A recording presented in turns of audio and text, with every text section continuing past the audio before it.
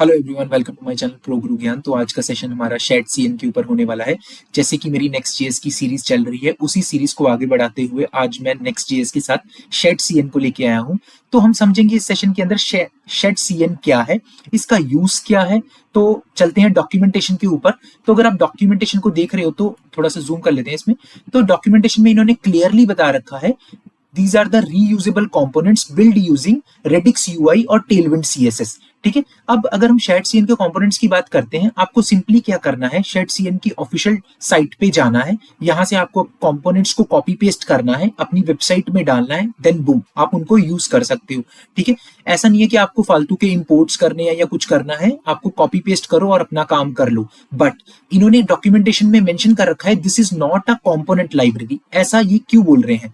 अगर हम समझे, अगर जब भी हम कोई प्रोजेक्ट बनाते हैं फ्रंट एंड का, राइट, तो उसमें हम क्या करते हैं, जो भी मेरे शेयर्ड कंपोनेंट होते हैं, लाइक मेरे को बटन का मैंने कंपोनेंट बना दिया, मैंने मॉडल का कंपोनेंट बना दिया, मैंने ड्रॉप डाउन का कंपोनेंट बना दिया, अब वो मेरी अक्रॉस द वेबसाइट कई जगह पे यूज होना है, राइट। अब दो अप्रोचेज है उसकी, एक तो मैं क्या करूं, अपने ही प्रोजेक्ट के अंदर उन्हें एक फोल्डर के अंदर रख दूं, शेयर्ड फोल्डर के अंदर, और जहां मेरे को रिक्वायर्ड है मैं वहां पे कॉल करता रहूं। ठीक है, एक ये भी हम कर सकते हैं कि हम उसका एक सेपरेट प्रोजेक्ट बना लें, उस प्रोजेक्ट के अंदर हम अपने शेयर्ड कंपोनेंट रख दें, जैसे मैंने ड्रॉप डाउन का, मॉडल का, अपने फॉर्म्स का, मैं अपने सारे कोड वहां पे रख दूं अपने शेयर्ड प्रोजेक्ट के अंदर। और उस शेयर्ड प्रोजेक्ट को हम कैसे एक्सपोज करें, एज अ एनपीएम मॉड्यूल। जैसे मैंने एक शेयर्ड यूआई लाइब्रेरी का एक मॉड्यूल बना के रख दिया एनपीएम के ऊपर। अब मैं उस मॉड्यूल को अपनी पेरेंट एप्लीकेशन के अंदर कॉल करूंगा, वहां से मैं इंपोर्ट करूंगा अपने बटन के कंपोनेंट को, ड्रॉप डाउन के कंपोनेंट को, मॉडल के कंपोनेंट पे, जहां पे भी उसकी रिक्वायरमेंट है, राइट। ये भी हम अप्रोच कर सकते हैं। बट शेड सीएन क्या बोलता है, इसने हमें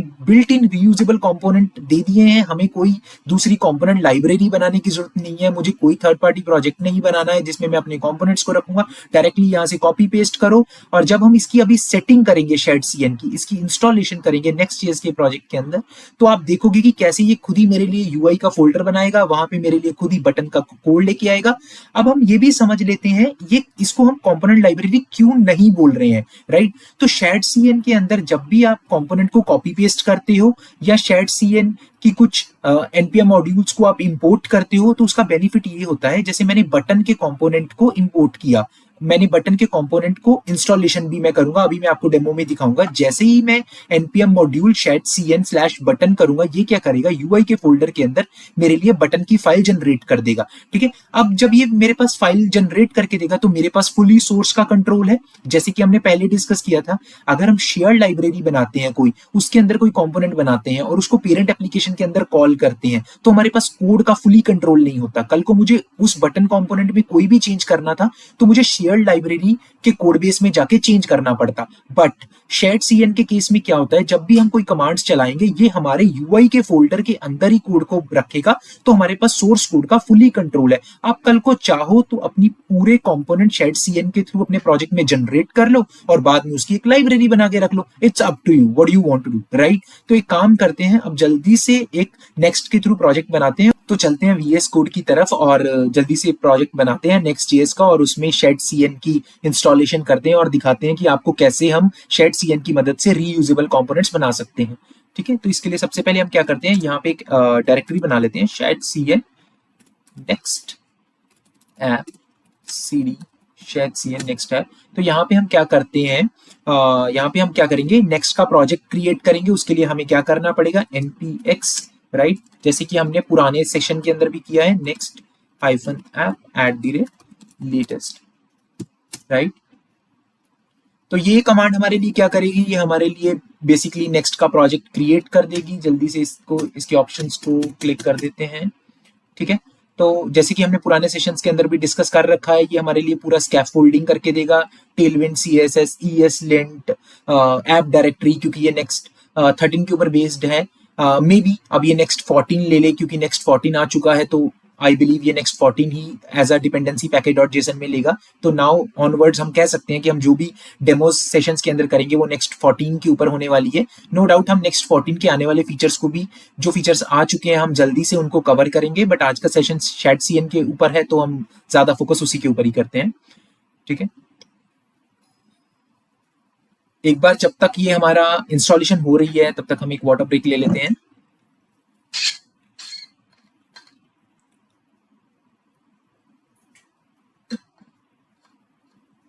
ओके, तो मेरी इंस्टॉलेशन हो चुकी है। एक काम करते हैं यहाँ पे सीरी इसने माई ऐप का फोल्डर बना दिया है, ठीक है। हम एक काम करते हैं, यहाँ पे yarn dev चलाते हैं, राइट। yarn dev जैसे ही चलाएंगे ये हमारा सर्वर लोकल होस्ट कॉलन 3000 पे अप एंड रनिंग कर देगा, ठीक है। इसने लोकल होस्ट इस पे कर दिया है। एक बार देखते हैं। जब तक ये हमारा ब्राउजर पे एप्लीकेशन को लोड कर रहा है तब तक एक और काम करते हैं यहाँ पे सीडी, ठीक है। यहाँ पे हम क्या करने वाले हैं, इसको यहाँ पे ले आते हैं, ठीक है। यहाँ पे कोड डॉट कर देते हैं और हम अपने VS कोड को भी खोल लेते हैं,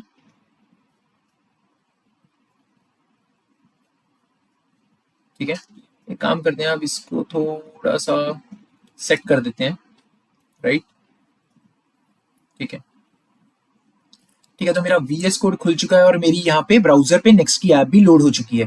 तो एक काम करते हैं, सबसे पहले जैसा कि हम हर सेशन में करते ही हैं, राइट, अपने सोर्स के फोल्डर में जाते हैं, यहाँ पे page.tsx में कंटेंट देखते हैं। हम क्या करेंगे, इसके कंटेंट को एक बार हटा देते हैं, ठीक है, बड़ा कर देते हैं थोड़ा सा।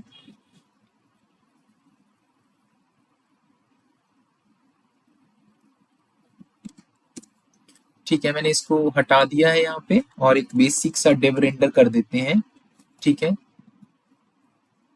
ठीक है, ठीक है। और यहाँ पे हम क्या करते हैं, ऐप, ठीक है। अगर आप यहाँ पे देखोगे तो यहाँ पे इसने ऐप रेंडर कर दी है, ठीक है। और ये जो बिहेवियर इसका आ रहा है, हम एक काम करते हैं, global.cs में जाते हैं और यहाँ से ये सब डिलीट कर देते हैं, ठीक है। तो अब अगर आप देख सकते हो कि जो ब्राउजर के ऊपर मेरी एप्लीकेशन लोड हो गई है और मैंने अनवांटेड global.css को रिमूव कर दिया है यहाँ से, ठीक है। तो अब क्या करते हैं, यहाँ पे शायद सीएन की डॉक्यूमेंटेशन में एक बार जाते हैं, जैसे कि हमने डिस्कस किया था कि सबसे पहले हम बटन के कंपोनेंट को बनाएंगे। तो उसको बनाने से पहले हम पहले इंस्टॉलेशन पे चलते हैं नेक्स्ट जेएस के अंदर। तो अगर आप देखोगे यहाँ पे, अगर आपने मैंने नेक्स्ट जीएस का इंडिपेंडेंट पहले प्रोजेक्ट बना लिया था, उसका रीजन ये था क्योंकि बहुत लोगों के नेक्स्ट जीएस के प्रोजेक्ट ऑलरेडी बने होते हैं, उन्हें अपने एग्जिस्टिंग प्रोजेक्ट के अंदर अगर शेड सीएन को यूज करना है तो वो कैसे यूज करेंगे। अगर आपका एग्जिस्टिंग प्रोजेक्ट नहीं है, अगर आपको डायरेक्टली यूज करना है तो आप क्या करोगे, डॉक्यूमेंटेशन में जाओगे और सिंपली ये वाली कमांड डाल दोगे, जिसमें ये क्या कर रहा है, npx create next app @latest my app hyphen hyphen type script आपको चाहिए, टेलविंड चाहिए और ESLint, राइट। और साथ में उसके बाद में आपको क्या करना है, यहाँ पे npx chat cn hyphen ui @latest और इनिशियलाइज कर देना है। उसके लिए अब हम क्या करने वाले हैं, यहाँ पे इसको एक बार VS कोड को थोड़ा बड़ा कर लेते हैं, राइट, ठीक है, इसको हटा देते हैं, ठीक है, थोड़ा जूम कर लेते हैं सो मोर विजिबिलिटी हो, ठीक है, ओके। सो हमारी इंस्टॉलेशन अभी स्टार्ट हो जाएगी। ये मेरे लिए proper as a dependency packet dot JSON में शेड सीएन को ऐड कर देगा, ठीक है। स्कैप फोल्डिंग हो जाएगी हमारी, yes, default slate global, where is your global dot C global CSS file, it's in, ये बोल रहा है app slash global dot CSS में ये आपकी ग्लोबल डॉट CSS बना दे। बट हम क्या बोलने वाले हैं इसको, भाई मेरी जो ग्लोबल डॉट CSS है वो ऐप के अंदर तुम ऐसे मत बनाओ। इसको बनाने के लिए तुम्हें क्या करना है, source slash app slash global dot C S S, globals dot C S S, क्योंकि हमारे पास पहले से globals dot C S S थी। तो ये जब भी आप शेड सीएन की इंस्टॉलेशन करते हो तो ये आपकी globals dot C S S के अंदर कुछ अमेंडमेंट्स करता है। अगर आप यहाँ पे अपने पाथ को अपडेट नहीं करोगे तो ये क्या करेगा, आपके एप्लीकेशन के रूट में ही globals dot C S S को क्रिएट कर देगा। तो उससे प्रॉब्लम क्या होगी, आपके सेम प्रोजेक्ट के अंदर दो global dot C S S बन जाएंगी और साथ में ऐप की डायरेक्टरी भी एक और बन जाएगी जो सोर्स के बाहर होगी। इससे आपको आपके प्रोजेक्ट को चलाने में इश्यू आएगा। सो जब भी आप इसकी इंस्टॉलेशन करो तो आपको ये ध्यान रखना है कि इस स्टेप के ऊपर आपको ये सिलेक्ट करना है, source slash app slash globals dot C S S. तो मैंने इसको एंटर कर दिया है। Would you like to use the CSS variable for colours, yes definitely, ठीक है। Tailwind CSS, okay, where is your tailwind config dot JS located, मैं hit enter कर रहा हूँ, @component util, yes, yes, okay. So wait करते हैं, ये हमारी इंस्टॉलेशन कर रहा है, ओके। सो एक बार हमारी इंस्टॉलेशन हो जाए तब हम देखेंगे कि हमारी टीएस कॉन्फ़िग, अगर आप देख सकते हो कि इस अभी हमारी इंस्टॉलेशन चल रही है, बट यहाँ पे मेरी एक Tailwind dot config dot JS बन चुकी है और एक मेरी Tailwind dot config dot TS बन चुकी है। बट हमें अपने प्रोजेक्ट के अंदर टेलविंड कॉन्फ़िग डॉट टीएस को ही रखना है, ठीक है। तो मैं क्या करूंगा, टेलविंड कॉन्फ़िग डॉट जेएस के अंदर का जितना भी कंटेंट है सारा कॉपी करके ले आऊंगा, राइट। या मैं ये भी कर सकता हूँ, टेलविंड कॉन्फ़िग डॉट जेएस को ही मैं रीनेम कर दूं टेलविंड कॉन्फ़िग डॉट टीएस से, राइट। और जो टेलविंड कॉन्फ़िग डॉट टीएस के अंदर के पाथ्स हैं वो मैं वहां से कॉपी करके टेलविंड कॉन्फ़िग डॉट जेएस जो अभी जेएस है उसमें पेस्ट कर दूं और फिर रीनेम कर दूं एज ए टीएस, ठीक है। तो ठीक है, ये मेरा डन हो चुका है। अब एक काम करते हैं, यहाँ पे चलते हैं टेलविंड कॉन्फ़िग डॉट जेएस के अंदर। अगर आप देखोगे तो इसने क्या किया है, हमारे लिए थीम क्रिएट कर दिया है, ये पाथ्स दे दिए हैं, डार्क मोड की क्लासेस दे दी है, आप इन कलर्स को एक्सटेंड कर सकते हो जब आप प्रोजेक्ट को बनाओगे टेल इसके शेड सीएन के साथ, ठीक है। तो आपके ये वेरिएबल्स बीच में यूज होंगे कंपोनेंट्स के, आप चाहो तो यहाँ से वैल्यूज को चेंज कर सकते हो, राइट। तो एक काम करते हैं, यहाँ पे सबसे पहले तो हम टेलविंड कॉन्फ़िग डॉट टीएस में चलते हैं, जो कि हमारी ये टेलविंड कॉन्फ़िग डॉट टीएस तब बनी थी जब हमने नेक्स्ट का प्रोजेक्ट बनाया था, राइट। अब हम क्या करने वाले हैं, यहाँ पे इस पाथ्स को कॉपी कर लेते हैं एक बार, ठीक है। और यहाँ पे ये जो टेलविंड कॉन्फ़िग डॉट जेएस है इसके अंदर जाके रिप्लेस कर देते हैं, ठीक है। अब एक काम करते हैं, इस टेलविंड कॉन्फ़िग डॉट टीएस को हम यहाँ पे डिलीट कर देते हैं। मैंने इसको डिलीट कर दिया है और जो मेरी टेलविंड कॉन्फ़िग डॉट जेएस है इसको हम रीनेम कर देते हैं Tailwind config dot TS, right. ठीक है, तो अब हमारा क्या है, ठीक है, ये चल गया है। एक बार क्या करते हैं, यहाँ पे यान डेव चला लेते हैं,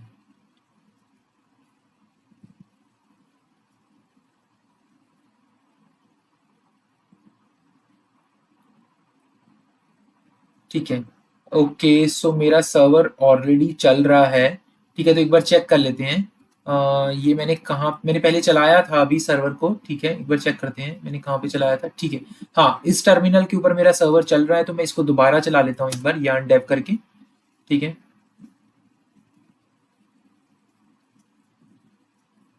ठीक है, तो एक काम करते हैं, ब्राउजर पे चलते हैं और यहाँ पे रिफ्रेश करते हैं। अगर मेरी एप्लीकेशन सक्सेसफुली लोड हो जाती है और उसमें कोई एरर नहीं आता है देन इट्स गुड। तो उसके बाद में हम क्या करेंगे, इस प्रोजेक्ट के अंदर बटन कंपोनेंट को यूज करेंगे, ठीक है। एक बार देख लेते हैं, एक बार प्रोजेक्ट लोड हो जाए हमारा।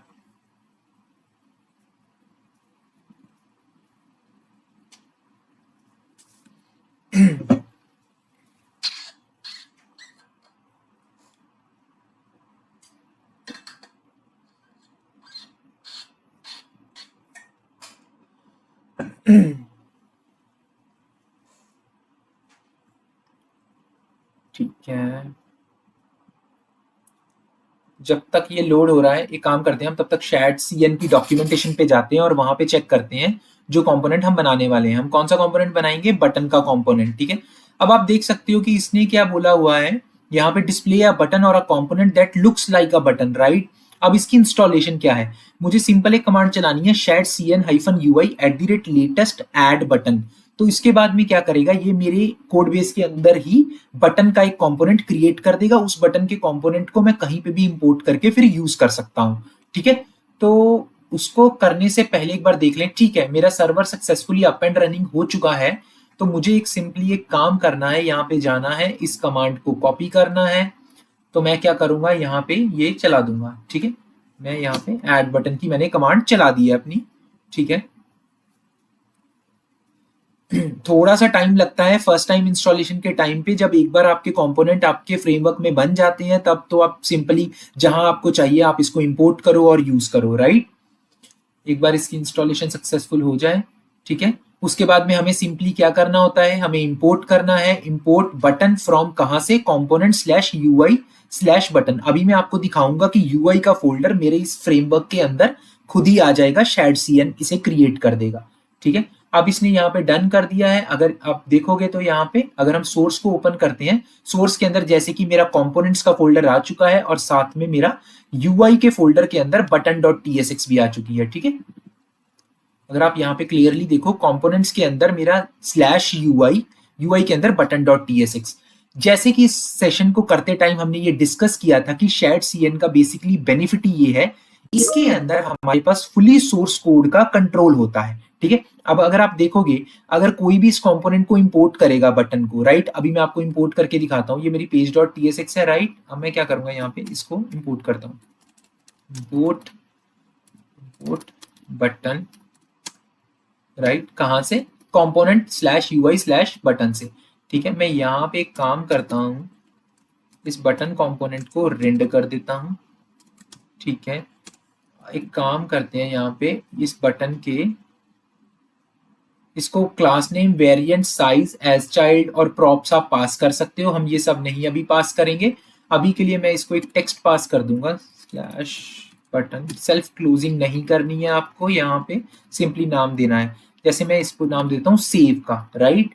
और एक काम और कर लेते हैं, इसका वेरिएंट दे देते हैं, क्योंकि वेरिएंट से हमें क्लियरली अंडरस्टैंडिंग हो जाती है कि कौन कौन, जैसे डिफॉल्ट है, डिस्ट्रक्टिव है, गोस्ट है, लिंक है, आउटलाइन है, सेकेंडरी है, बहुत सारे इन्होंने वेरिएशन बना रखे हो। इन वेरिएशन के कॉरस्पॉन्डिंग अगर आपको सीएसएस देखनी है तो वो भी अभी हम देखेंगे। अब जैसे मैंने यहाँ पे डिस्ट्रक्टिव यूज कर लिया, राइट। अब एक काम करते हैं यहाँ पे,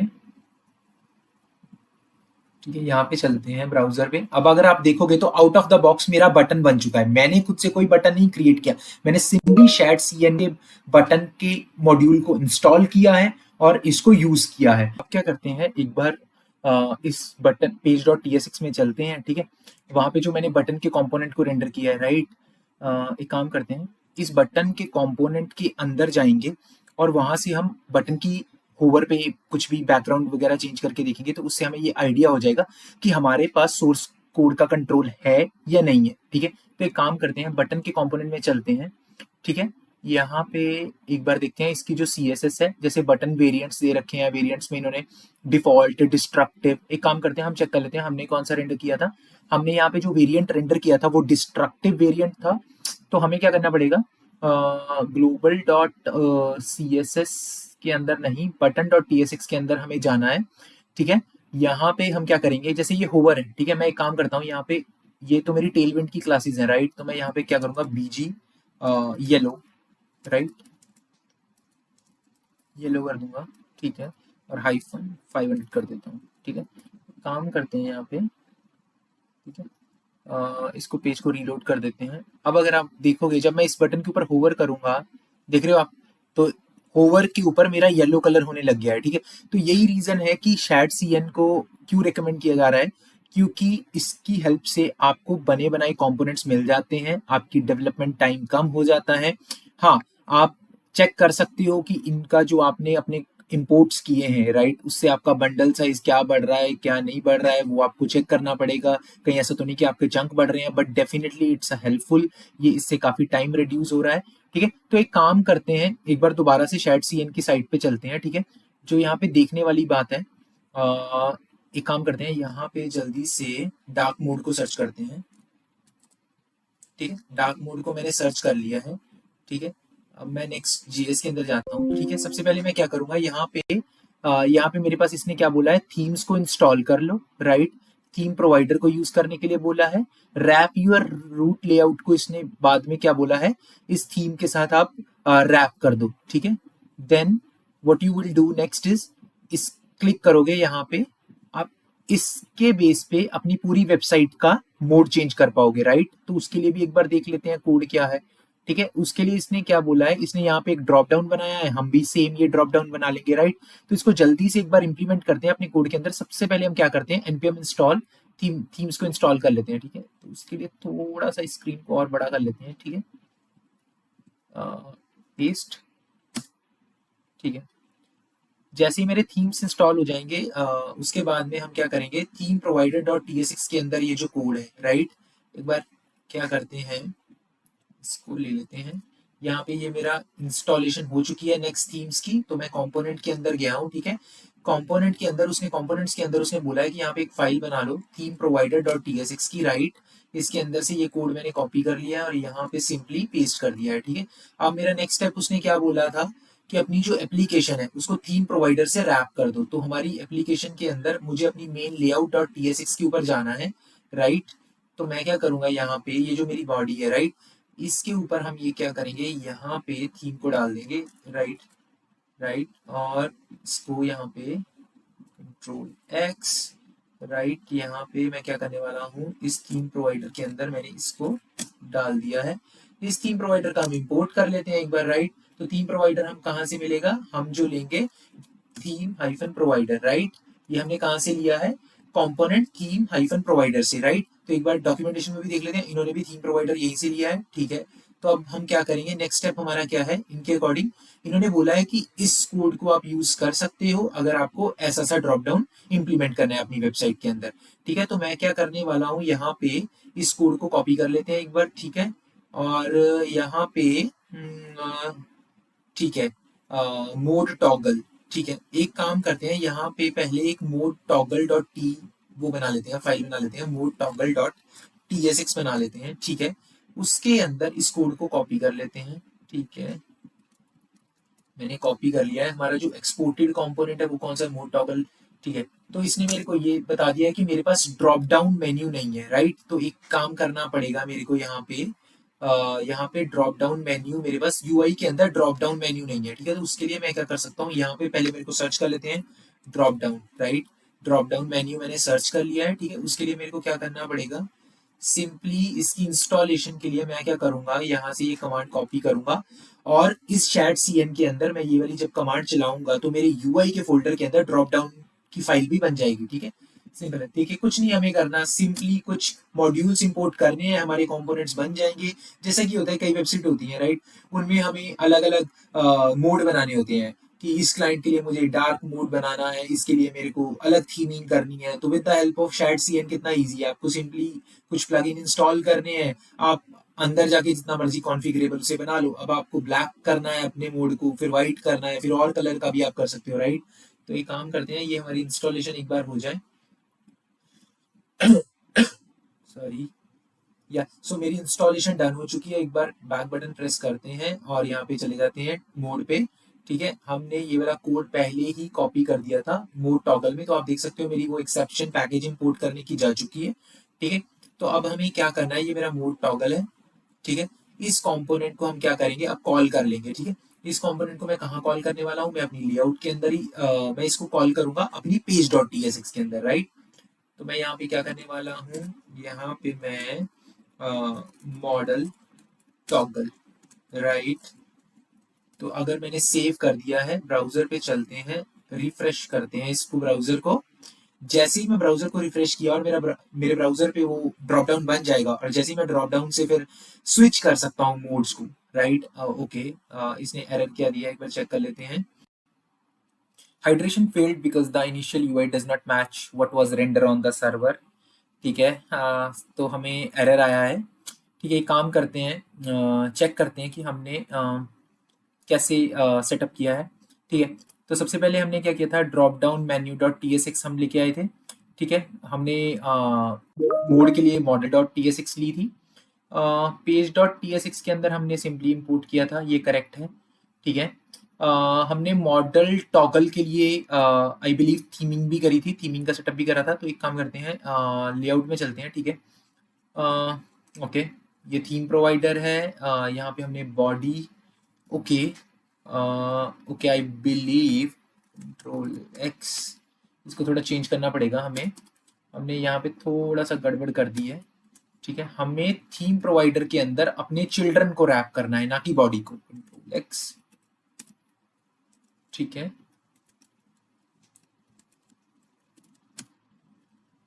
ठीक है।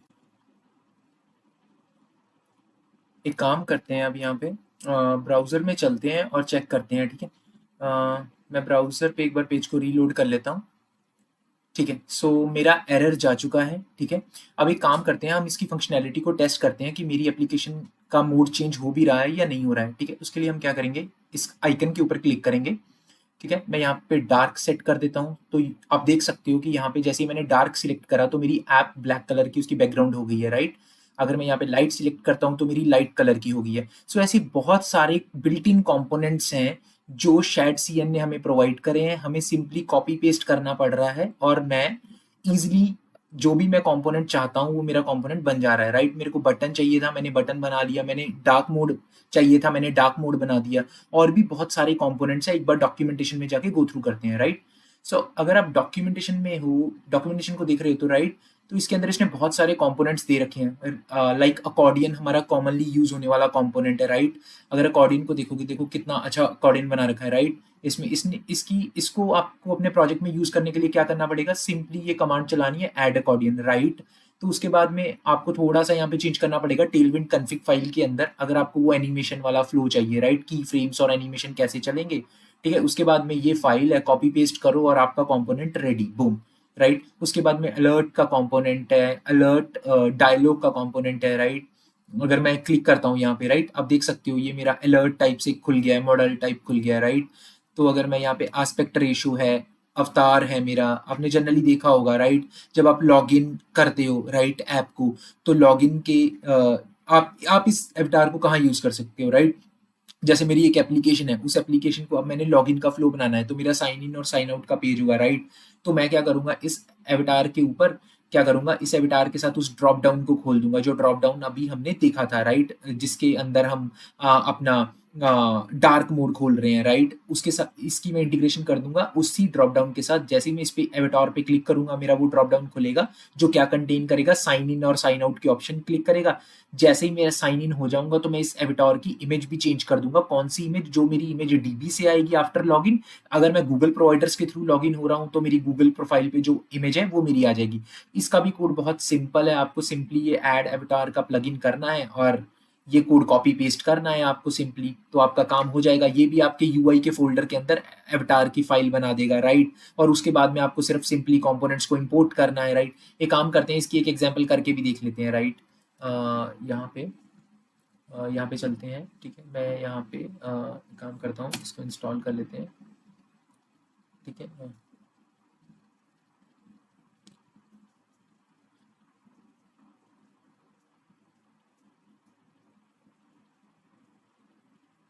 ओके, एवटार ऑलरेडी एग्जिस्ट है, मैंने पहले से इंस्टॉलेशन कर ली हुई है इस एवटार की। तो एक काम करते हैं, सिंपली यहाँ चलते हैं, कंपोनेंट्स के फोल्डर में पहले चेक कर लेते हैं। तो कंपोनेंट के फोल्डर में यूआई में अगर आप देख सकते हो, तो मेरी एवटार की फाइल ऑलरेडी बन चुकी हुई है, राइट? तो मैं एक काम करूंगा यहाँ पे, इसको हम क्या कर सकते हैं, इसको इंपोर्ट कर सकते हैं हम अपने कंपोनेंट के अंदर। मैं चलता हूँ अपने पेज डॉट tsx के अंदर, राइट? उसके लिए मेरे को यहाँ पे जाना पड़ेगा, मैं यहाँ पे एक इंपोर्ट करूंगा, राइट? मैंने इंपोर्ट कर लिया है, और इसको भी कॉपी कर लो आप सिंपली और यहाँ पे डाल दो, ठीक है? कुछ नहीं करना, सिंपल कॉपी पेस्ट है। प्लगइन को यूज करो, प्लगइन को इंस्टॉल करो और कंपोनेंट्स को कॉपी करो, और आपके कंपोनेंट्स रेडी हैं, राइट? एक काम करते हैं, यहाँ पे पेज को रीलोड कर लेते हैं। अब अगर आप देख सकते हो, सिंपली मैंने रीलोड तो नहीं किया, बिना रीलोड के भी हॉट रीलोडिंग चलती है, तो आप देख सकते हो मेरा इमेज का कंपोनेंट बन चुका है, एवटार का कंपोनेंट बन चुका है, राइट? मैं सेम जो इसके क्लिक पे ड्रॉप डाउन खोल रहा हूँ, वो मैं इसके क्लिक पे भी खोल सकता हूँ, राइट? इसके ऑन क्लिक पे ही मैं सेम वो ड्रॉप डाउन खोल सकता हूँ, और जिसके अंदर मैं साइन इन और साइन आउट की ऑप्शन भी दे सकता हूँ, ठीक है? तो आप देख सकते हो कि कितना हेल्पफुल है शेड सीएन के साथ काम करना। जो मेरा पर्सनल ओपिनियन है, जो मुझे अच्छा लगा, अगर हम यहाँ पे फॉर्म्स को देखें, राइट? अगर आप फॉर्म्स को देखोगे, फॉर्म को, ठीक है? तो फॉर्म के अंदर अगर आप देखोगे, forms are tricky, there are the one of the most common things that you will build in the web application, but also one of the most complex. Form के अंदर ये क्या यूज करता है, रिएक्ट हुक फॉर्म को use करता है और जॉड को यूज करता है। आप देख रहे हो कि रिएक्ट हुक फॉर्म को यूज कर रहा है, अदरवाइज हमें अपने प्रोजेक्ट में खुद से इंप्लीमेंटेशन करनी पड़ती है, रिएक्ट हुक फॉर्म को यूज करना पड़ता है, उसकी डिपेंडेंसी इंपोर्ट करो, सब कुछ करो। यहाँ हमें सिंपली क्या करना है, अगर आप देखोगे, ठीक है, मुझे इंस्टॉलेशन करनी है फॉर्म की, मैं ऐड फॉर्म करूंगा, राइट? उसके बाद में आपको सिर्फ इस कोड को कॉपी पेस्ट करना है। ये कोड आप देख सकते हो यहाँ पे इंटरनली रिएक्ट हुक फॉर्म को यूज कर रहा है, राइट? तो ये आपकी डिपेंडेंसी खुद ही इंस्टॉल हो जाएंगी और आपका फॉर्म रेडी हो जाएगा। अगर आप नीचे देखोगे, इसका डिजाइन एक बार देखते हैं, कैसा डिजाइन हमें बना के देगा। ये देखो, सिंपली इसने हमें डिजाइन बना के दे दिया, यूजर नेम और सबमिट का बटन दे दिया है। आप इस फॉर्म को एक्सटेंड करना चाहते हो तो इसमें पासवर्ड की, अगर आपका साइन अप का पेज है तो उसमें एड्रेस, फोन नंबर, ये सब कुछ ऐड कर लो, तो आपका रिस्पॉन्सिव फॉर्म रेडी हो जाएगा। तो आपको प्लग एंड प्ले कंपोनेंट्स है। So basically shadcn, I believe that हमें यूज करनी चाहिए ऐसी लाइब्रेरीज को। अपना टाइम हमें कंपोनेंट को ज्यादा बिल्ड करने में वेस्ट नहीं करना चाहिए, हमें मोर फोकस्ड होना चाहिए कि हम कैसे एंड गोल को अचीव कर पाएँ, right? So these are the libraries जो हम डिस्कस करते रहेंगे, आगे भी हम नई-नई लाइब्रेरीज़ को लेके आते रहेंगे। अगर आपका कोई इस लाइब्रेरी के स्पेसिफिक कोई क्वेश्चन है तो प्लीज़ चैट में आप पुट कर सकते हो, ठीक है? हम कमेंट पे डिस्कशन कर सकते हैं। आने वाले सेशंस में मैं नेक्स्ट के थ्रू, शायद सीएन के थ्रू और नेक्स्ट ऑथ के थ्रू मैं एक सेशन लेके आने वाला हूँ बहुत जल्दी, जिसमें हम लॉगिन ऑथेंटिकेशन करेंगे विद जेडब्ल्यूटी एंड ऑल। और स्टे ट्यून्ड, मिलते हैं नेक्स्ट सेशन के अंदर। Good bye bye.